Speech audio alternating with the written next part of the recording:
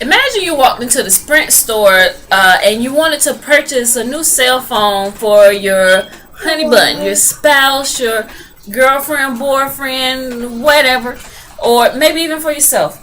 And you walk into the store and you walk up and you just kind of looking at the display of the awesome phones, the new smartphones, the latest gadgets they got out and everything. You kind of almost overwhelmed because all the new gadgets they got out there just really high tech and got all this stuff going on with them. And the sales rep walks over to you and starts talking to you and everything and asks you what you're looking for. You let them know you're looking for a new phone for your spouse. You want to surprise them, and so they began to tell you, well, first of all, they're like, you know what, you rock, because if you was my wife, just you even thinking about buying me a $500 phone, I would shower you with kisses and love and hugs all day just to show my appreciation.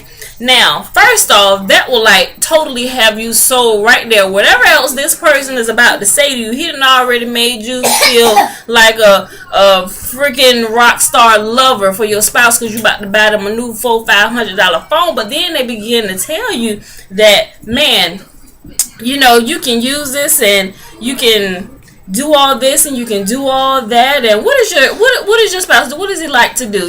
Start telling you a little bit about what you can say if your husband or your spouse or whoever was a coach, and they have different things up there, and they just kind of begin to just really talk about the benefits and how it would make his life so much easier, and they would just love you for buying them such a great phone that makes your life so much easier.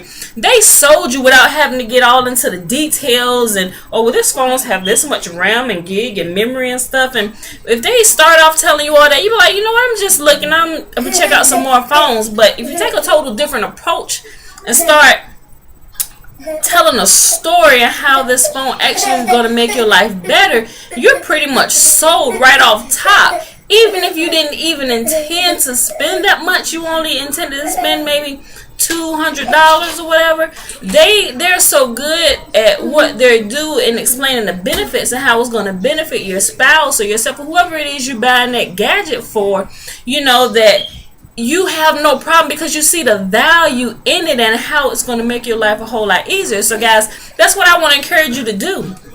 If you have a business or whatever it is you're doing, if you may be a coach or whatever it is you do in life, if you have to talk to people to get them engaged with you or to build more customers or clientele or students or players or whatever, talk to them. And if you need to sell something to them, you wanna sell them without selling. It's facts tell, stories sell. So if you can kind of put this into like a story form that benefits them, where they can see the benefits, where they don't really know that they're being sold, they actually think that they're actually making a decision themselves to choose this.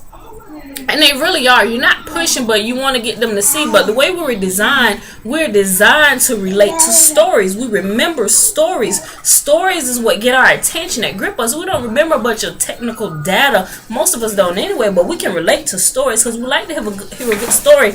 Even if it's just some gossip you want to pass along. I'm not a gossiper, but it's a story, and that's what works. So guys, use what works. Don't make it harder. Just learn what works and apply that to your life in whatever area that you can use it.